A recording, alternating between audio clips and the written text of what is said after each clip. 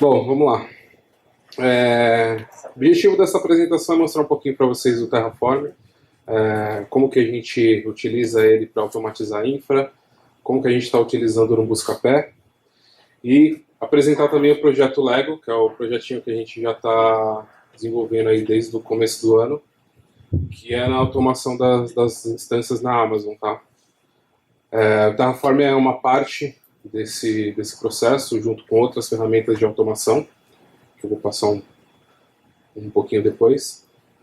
Mas basicamente o objetivo é mostrar para vocês um pouquinho do Terraform e como utilizar ele para entregar essa infra na AWS de forma versionada, de forma controlada também. Aqui é um pouquinho do que eu vou passar, que é o Terraform, comparativo com os concorrentes dele. Por que eu resolvi utilizar o Terraform, que eu apresentei aqui para o Buscapé? Alguns motivos para a gente automatizar a infra, como funciona o esqueleto de um arquivo .tf, que é o arquivo do Terraform, que é bem tranquilo, o Terraform na linha de comando, o que a gente usa aqui no Buscapé, o projeto Leg e aonde a gente quer chegar com tudo isso, tá? Então, o que é o Terraform? Terraform, pelo site do próprio fabricante, é uma ferramenta para construir, alterar, versionar a infraestrutura de forma segura e eficiente. Ou seja, ele é um produto da empresa HashiCorp. Essa empresa tem outras soluções como o Consul, o Vault, o Packer, que a gente utiliza também. Então, o Terraform é uma ferramenta desse conjunto de ferramentas DevOps que a HashiCorp desenvolve. Ele é um orquestrador de infraestrutura, ele não é um Configuration Manager, diferente do Puppet, diferente do Ansible. Ele trabalha de forma bem parecida com o CloudFormation da Amazon, tá? Depois tem uma tabelinha que eu vou explicar quais as diferenças, a única diferença básica do Terraform para o CloudFormation. Que é essa aqui, ele trabalha com multi-provider, não sei se tem luzinha, não tem. Ele trabalha com multi-provider, então eu consigo com o Terraform trabalhar com nuvens públicas, nuvens privadas, como nuvens públicas como Azure, Google Cloud, Amazon, nuvens privadas como OpenStack, por exemplo. Ele usa a linguagem HCL, que é uma linguagem da própria HashiCorp, que é o HashiCorp Language. Então é uma linguagem bem fácil de usar e que a HashiCorp utiliza em outros produtos, então a integração com esses produtos fica muito fácil, muito tranquila de fazer. Aqui é a tabelinha que eu falei de comparação com os concorrentes. Bom, vamos lá. Terraform, ele utiliza todas as clouds. Tá? Ele é um orquestrador junto com o CloudFormation, diferente do Ansible e do Puppet, que são Configuration Managers.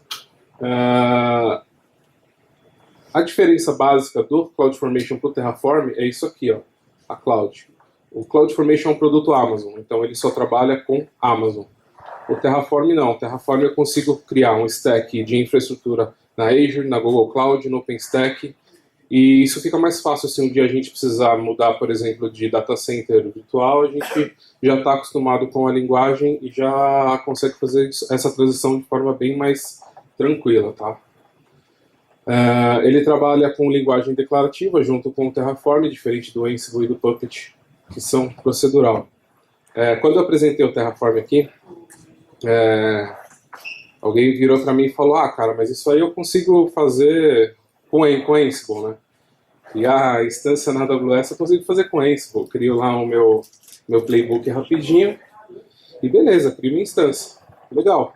Você cria a sua instância, mas a diferença é, quando você cria a sua instância com Ansible, você escreve seu playbook, cria a instância.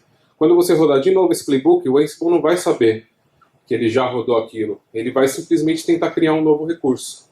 E ele vai dar erro, porque já existe um servidor com os mesmos padrões que você criou anteriormente com ele, e ele não sabe. O Terraform não. O Terraform ele gera um arquivo de estado. Então ele cria a sua infraestrutura, ele gera esse arquivo de estado e ele guarda remotamente ou versionado em algum lugar, tá? Então quando você roda ele novamente, ele baixa esse conteúdo, esse conteúdo que ele gerou, esse arquivo de estado, e ele compara, o que eu tenho de novo, que eu escrevi aqui no meu código, e o que eu tenho lá na Amazon, por exemplo. Então ele consegue fazer essa diferença e só aplicar as mudanças que você quer fazer. Então isso fica mais rápido de gerenciar e mais tranquilo. Você consegue versionar o seu código, consegue trabalhar de forma colaborativa com todo mundo, e é bem mais fácil, né, do que fazer tudo na mão, etc. Bom, e por que usar o Terraform, né? Já acabei falando um pouquinho do arquivo de estado. A gente aqui usa o estado de execução no S3 com um bucket versionado e encriptado. Tá? Um bucket privado que não tem acesso externo, só a nossa rede interna, a nossa rede VPC da Amazon que tem esse acesso. Então, como o bucket é versionado, se a gente precisar fazer rollback de alguma coisa, pegar um arquivo de estado anterior, a gente simplesmente volta a versão e aplica de novo. Tá? Também tem integração com o Consul, que é bem legal, só que é pago, então como a gente não viu a necessidade ainda de utilizar esse cara, a gente está utilizando o S3. Multi-provider dele, como eu falei um pouquinho antes, se a gente precisar mudar algum dia de nuvem, a gente já tem essa facilidade de conhecer a ferramenta e de deixar essa transição mais tranquila. Então a gente pode mover, por exemplo, da AWS para Google Cloud de forma bem rápida. E ele permite também modularizar os blocos de código. Então, um exemplo, você cria um bloco de código que são como se fossem funções. Essas funções você pode usar no seu arquivo de no seu arquivo de infraestrutura de forma como se fosse funções mesmo. Você chama esse bloco passando as variáveis, ele vai lá e repete aquele código para você, tá? Então, com isso a gente consegue reaproveitar um pouquinho melhor o código e deixar as coisas mais limpas, assim, bem clean, né? Bom, e quais os motivos para a gente automatizar a infra? Motivo principal, padronizar. A gente consegue padronizar nome, a gente consegue padronizar tag, a gente consegue padronizar o monitoramento, e eu acho que a mais importante delas são as tags. Por quê? A tag você sabe exatamente o que aquele recurso faz. Então isso é importante na hora do billing. Então quando o Schneider, por exemplo, tira lá o relatório de billing para o Fulvio, ele sabe, aquele produto, sei lá, o NCS do Tanaka. O NCS custa tanto na Amazon. Então eu consigo... Então eu consigo, é possível você gerar relatórios de forma bem descritivas, com o que você está gastando, ver onde você está gastando, e com isso você consegue tomar ações para otimizar aquela infraestrutura, aproveitar melhor os recursos e economizar custo também, economizar grana também. Ele diminui o tempo das entregas, então quando você tem um modelinho já meio que preparado, com o stack básico que você precisa, você consegue simplesmente copiar, trocar umas variáveis e mandar para a produção. Então ele diminui muito o tempo de entrega, tá? Mais para frente eu vou fazer uma demonstração de uma instânciazinha simples junto com o Security Group e vocês vão ver o tempo que ele gasta para fazer. Ele reduz erros de configuração, então quando você tem muitos servidores para entregar e esse processo é manual, o carinha ali que está fazendo pode esquecer, por exemplo, de instalar alguma coisa, sei lá, uma lib do Python, um Nginx da vida. Então, esse processo fica muito mais tranquilo de fazer com uma infra automatizada. Você pode juntar um Ansible, por exemplo, que você chama para fazer o bootstrapping da sua instância. Então, você vai reduzir muito os erros humanos ali, de configuração. E o versionamento também. Você sabe quando sua infra foi alterada, por que ela foi alterada, por quem ela foi alterada. Então você consegue rastrear isso muito bem e mandar fulano embora não. Bom, aqui é um esqueletinho do arquivo do Terraform. Basicamente é isso, bem simples, tá? Tem o provider. O provider é importante porque é nele que você vai definir qual é a nuvem que você vai usar. Se é a nuvem pública, se é a nuvem privada. Então é esse cara que você vai definir. No nosso caso aqui, a AWS. Você tem os data source, Os data services, na verdade, é um código que vai no seu provider e pega determinada informação para você poder utilizar dentro do seu código.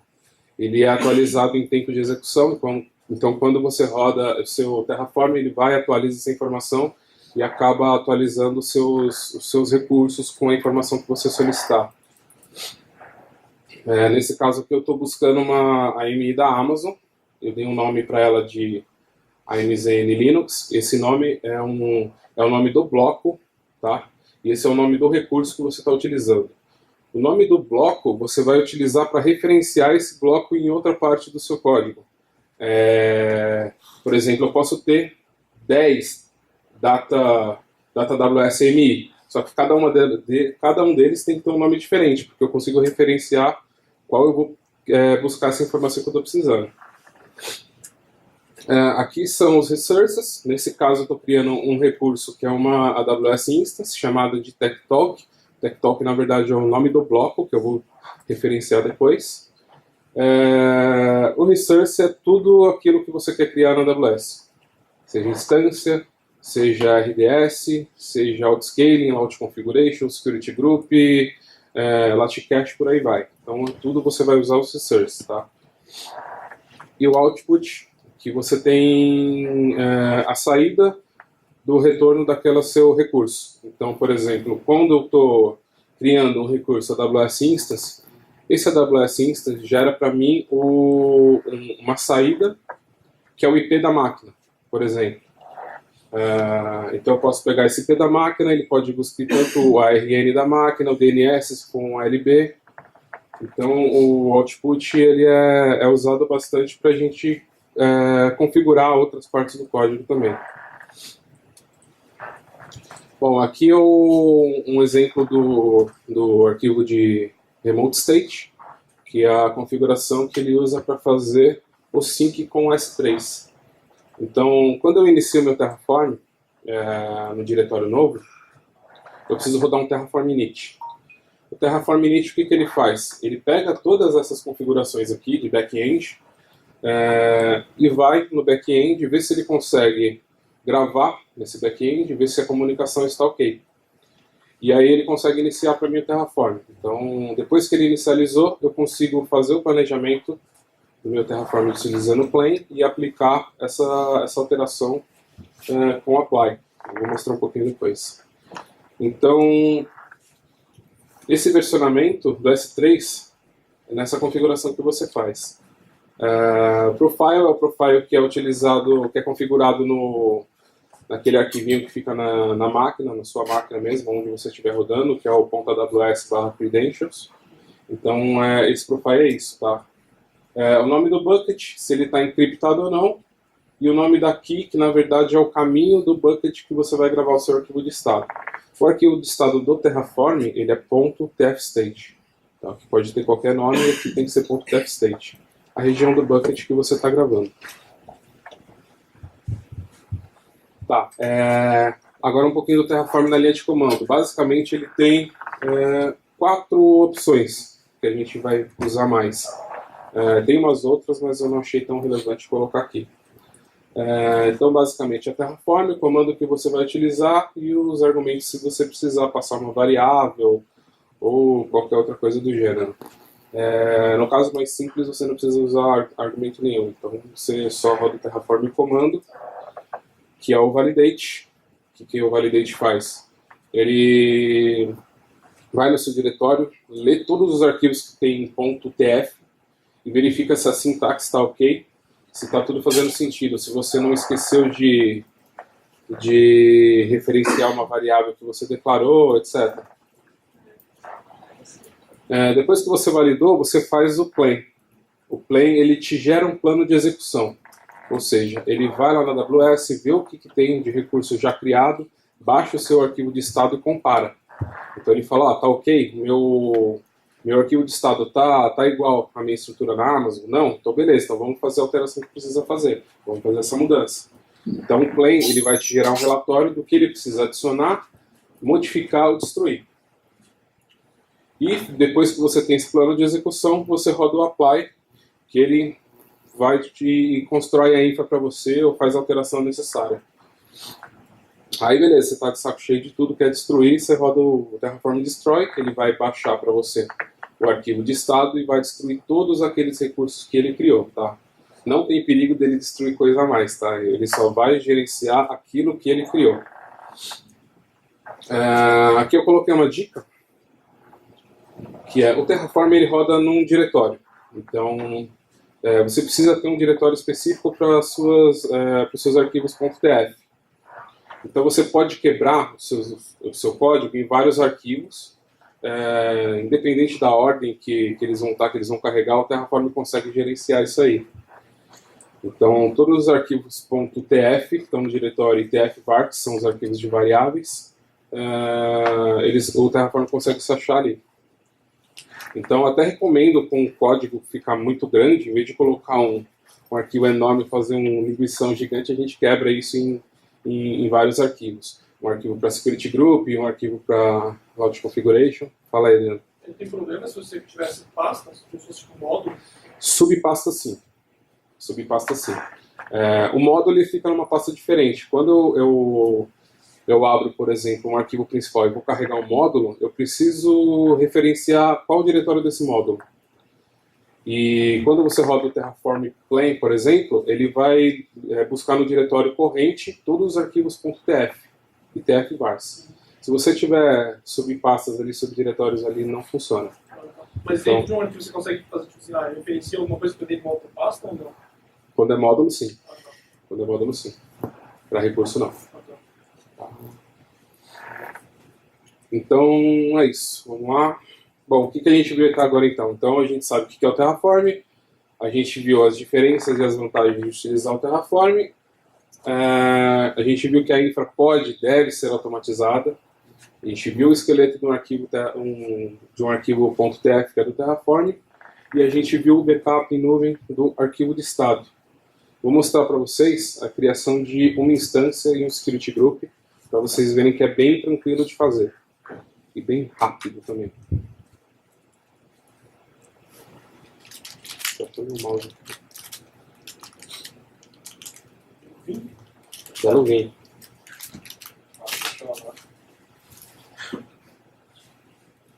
Bom, aqui eu criei dois arquivinhos, tá?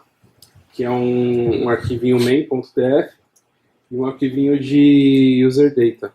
User data são aqueles comandos que você roda no bootstrap da máquina e ele só vai rodar a primeira vez que a máquina nasce, tá? Então é mais para você provisionar a instalação de algum pacote, etc.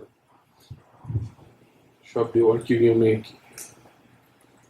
Bom, beleza. Como a gente viu lá, ó, tem o nosso provider.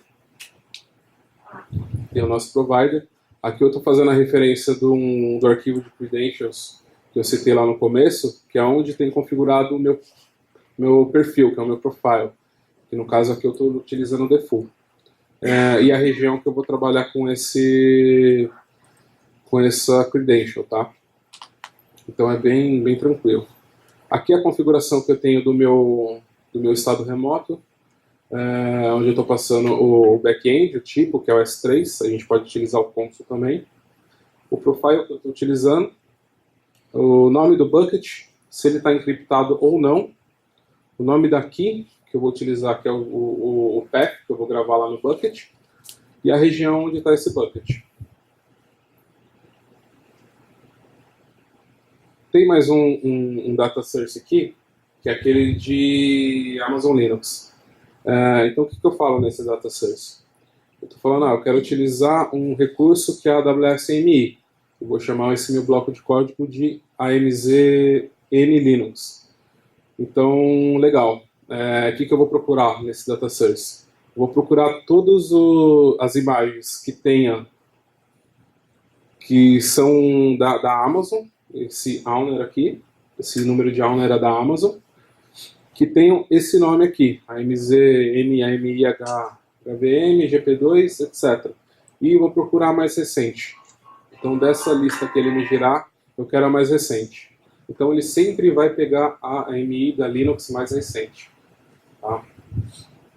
Isso é legal quando a gente precisa trabalhar com Launch Configuration, E em vez de você ficar atualizando a imagem na mão, você roda o Terraform e ele mesmo atualiza o seu Launch Configuration e já aplica para as próximas instâncias que vão subir. Estou criando um resource aqui que é uma instância, AWS Instance, chamando o meu bloco de Tech Talk. Aqui é onde eu uso o data source da AMI que eu falei ali em cima. Então eu vou referenciar que eu quero usar um data, qual que é o data que eu quero usar, que é o AWS AMI, e o nome do meu bloquinho de código de data que eu coloquei ali em cima. E desse bloco de código, o que eu quero pegar? Eu quero pegar o ID. O ID da Amazon Linux que você achar, que é a mais recente. Estou setando o tipo de instância, nesse caso o T2 Micro. A subnet que eu quero colocar essa instância, no nosso caso, como está numa VPC, é obrigatório colocar uma subnet. Se fosse EC2 Classic, não precisava. Você omitiria esse parâmetro e ia subir na EC2 Classic, com IP público e tudo mais. A tag name, que eu estou setando aqui, Tech Talk, então quando a minha instância subir, ela vai ter uma tag name chamada Tech Talk. Aqui, que eu vou usar para acessar essa instância, os security groups que eu vou utilizar nessa instância, que está mais ali para baixo eu vou mostrar, e user data que eu estou utilizando também de um data source. Esse data source ele é um template. Então ele é um template que eu carreguei do meu arquivo userdata.sh. Deixa eu abrir ele aqui.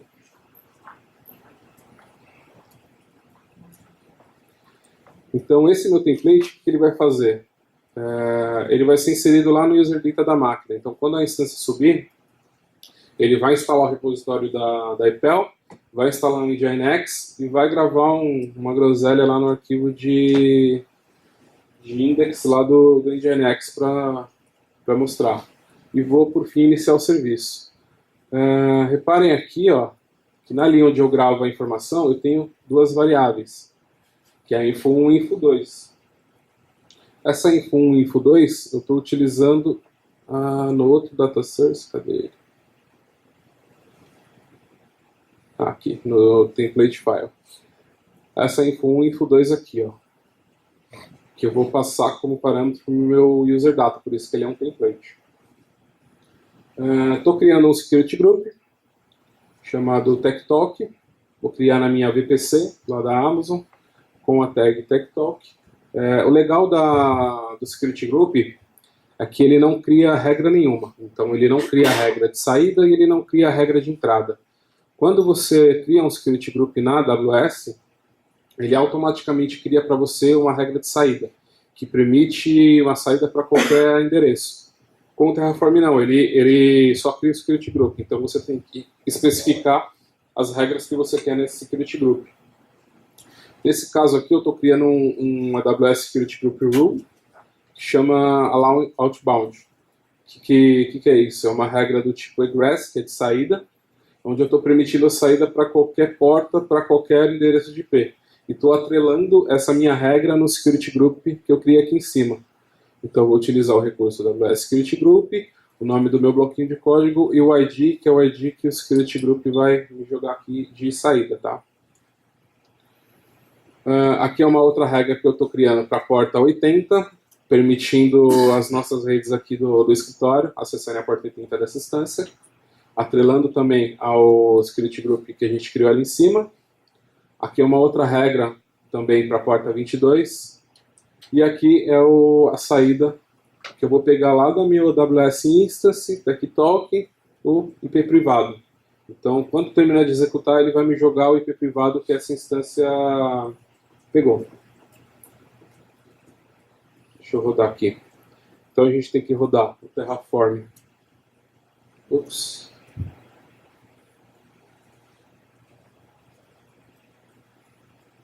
O init, que ele vai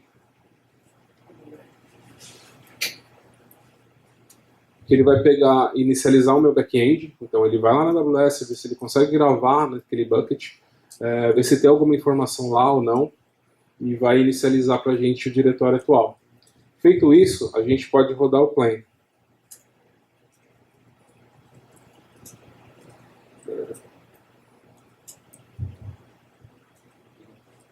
de novo.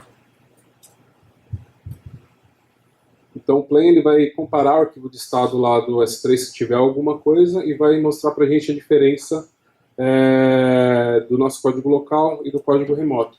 E vai mostrar o que ele vai criar e o que ele vai destruir ou modificar. Aí ele está fazendo o refreshing lá dos data sources. Deixa eu pegar. Fazendo o refreshing do template. Okay. E do Amazon Linux. Então aqui ele me fala, legal, vou criar uma instância, uma AWS Instance, com a AMI, que é esse AMI ID que ele pegou lá do nosso data source, que é a última do Amazon Linux. Vai utilizar a chave que a gente configurou no nosso arquivo, na subnet que a gente configurou também, com a tag name TechTalk e com o user data que a gente está pegando lá do template. Ele vai me criar. Quando tem um maisinho aqui, ó, do lado do nome, é que ele está adicionando, tá? Então ele vai criar um security group. Essa descrição aqui é padrão dele. Então quando você não coloca descrição nenhuma, ele automaticamente põe isso, porque é obrigatório para criar, tá? Então ele vai criar um security group, vai criar a regra do security group, atrelando essa regra no nosso security group criado ali em cima. Reparem aqui, ó, que em Search Security Group ID, ele ainda está computado, ou seja, ele não consegue mostrar o ID do security group porque ele ainda não criou. Só que o Terraform sabe que ele vai precisar atrelar essa regra naquele security group e mostrou como computado. Depois eu vou mostrar como que fica.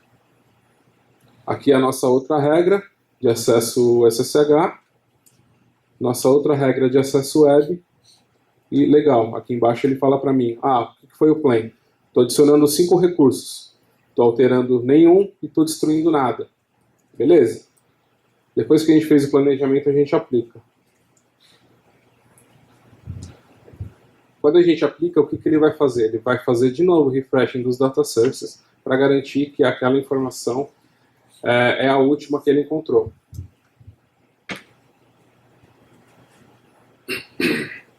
Vai demorar mais ou menos aí um minutinho.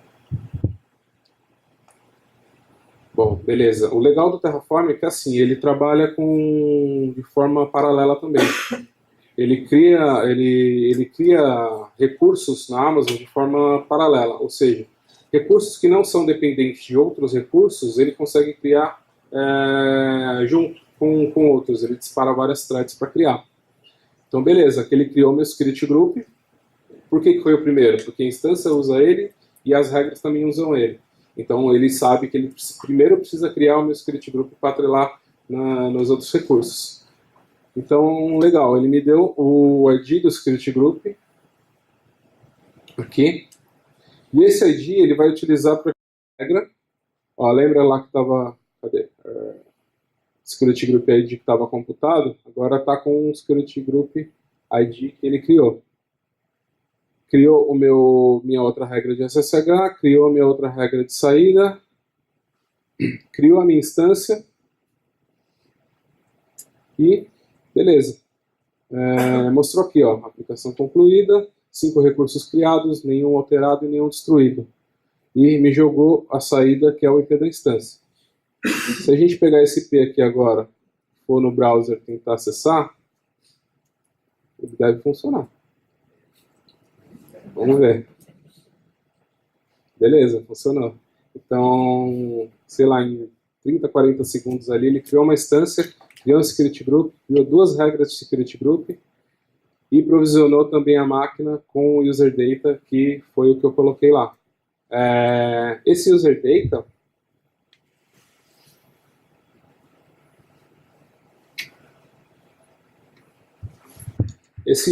podia ser, por exemplo, uma chamada do Ansible. Então, eu faria o clone de um repositório Git para minha instância e instalaria o Ansible e chamaria o playbook que eu quisesse do Ansible. Então, ele sairia instalando tudo para mim, criando usuário, fazendo tudo. E é assim que a gente usa aqui no Buscapé, né? Como que a gente usa aqui? A gente faz o código, que a gente põe no Bitbucket. O build a gente utiliza o Packer e o Ansible. O Packer ele é um produto da HashiCorp também. O que ele faz? Ele simplesmente cria uma imagem para você. Então você define seu user data nele, no arquivo de configuração dele. Ele vai na AWS, cria uma instância, provisiona tudo que você listou, cria uma imagem dessa instância e te joga o artefato que ele chama, que é o AMID, que o Terraform vai consumir depois para provisionar as máquinas. Por que a gente usa assim?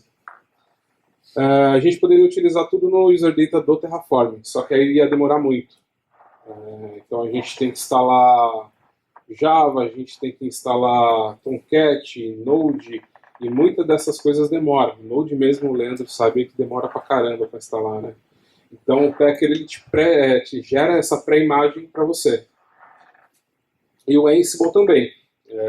Quando eu chamo esse Packer, ele chama um repositório do Ansible, provisiona algumas coisas e empacota tudo para você.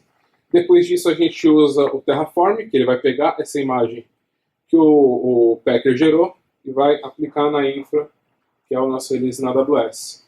E como que a gente está ligando todos esses pontinhos aí? Com o Jenkins.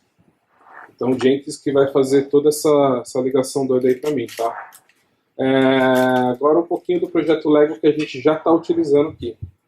Toda a migração de instância que a gente está fazendo para a AWS, da Terraform para a AWS, a gente está tentando aplicar já com Terraform. Então, o que a gente tem hoje no projeto Lego, que era da Terremark e foi para a Amazon. Monte Faro, Buscapé Latam, Bid Manager, BWS, Gateway de Pagamentos, CCC, Canônicas e parceiros. Por enquanto, tá? E tem os novos sistemas também que nasceram aí nesse meio tempo, que já subiram no padrãozinho do Terraform. E aqui é um pouquinho da onde a gente quer chegar. A gente já tem o desenvolvimento lá no Bitbucket, o Ansible e o Packer que gera meu build. Parte de teste a gente ainda está trabalhando nela. O que vai ser? Um server spec ou um teste infra, por exemplo. Como vai funcionar? Depois que eu peguei essa imagem que o Packer me gerou, apliquei na AWS, esse server spec ele vai fazer o quê? Ele vai verificar para mim se a porta do meu servidor subiu corretamente, se a aplicação responde, se tem determinado pacote instalado, se a monitoração está ativa ou não, e vai me gerar um OK. Com isso eu já consigo fazer o deploy em produção com o Terraform e continuar nesse ciclo com o Jenkins orquestrando tudo isso aí. Tá? Aqui eu coloquei algumas informações de onde está esse repositório do WPTalk que eu fiz o exemplo.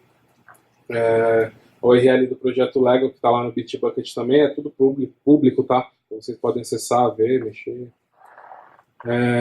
Tem os docs do Terraform, se vocês quiserem saber um pouquinho mais, o site do Packer e o site do Ansible. Então, basicamente é isso aí. Queria saber se vocês têm dúvidas, perguntas, se isso tudo foi uma porcaria e não vai servir para nada. Não? Quanto tempo tu estima aquele ciclo depois que...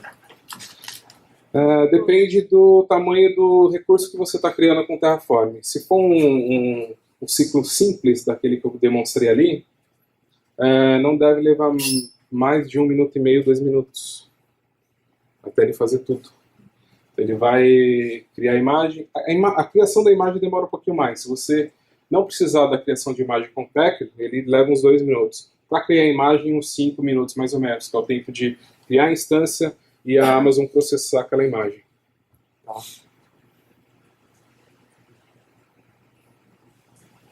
Beleza? Quanto que era antes? Antes era o quê? Quanto que era antes? A gente passava mais tempo entregando e corrigindo o que estava faltando E arrumando as tags. e arrumando as tags para tudo errado. A questão da tag é importante, cara. Com a tag você faz tudo. Você controla a billing, você controla recurso, você controla o deploy da instância. Para entregar uma máquina agora você precisa planejar antes de sair fazendo. Exatamente. Não dá mais para fazer na loucura, né? E dá para fazer, mas é meio loucura não. O único porém de utilizar a infraestrutura como código é que você sempre tem que fazer alteração no código. Se você fizer essa alteração lá na Amazon, a próxima vez que você executar, ele vai tirar aquela alteração que você fez. E muito... Security Group é o mais comum. Então, o mais comum é o quê? Até se for o conceito de infraestrutura imutável, quando você faz um negócio e cria tudo de novo, ele não vai pegar no pedaço. Não, eu já falei no comecinho lá. Vocês não estão usando o Ruby no lugar nenhum aí? Não, o Ruby está abolido daqui, cara. Agora aqui é só Python. Apesar que você quer usar CyberSpec, né? Server-Spec em Ruby, cara, mas enfim, né, nem tudo é perfeito, né? Beleza, galera? É isso aí. Valeu. Obrigadão.